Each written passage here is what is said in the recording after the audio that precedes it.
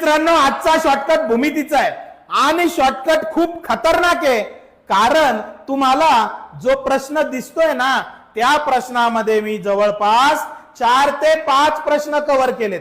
कसे सर? या प्रश्नात तर चौरस दिसतोय. प्रश्न कसा आहे? चौरसाच्या बाजू 5:6 प्रमाणात आहे, तर त्यांचे क्षेत्रफळ कोणत्या प्रमाणात असेल?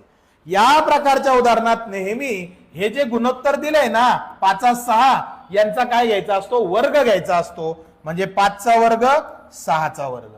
वर्ग म्हणजे त्या संख्येला त्याच संख्येने गुणणे. 5 25, 6 36 येणार उत्तर 25 8 36. पर्याय कितवा? पहिला. तर सर असं कोणकोणत्या उदाहरणात होऊ शकतं? तर बघा, पुढच्या याच्यात मी एक नोट तुम्हाला लिहून दिली आहे. नोट नीट वाचा. काय आहे? 2D आकृती म्हणजेच काय रे?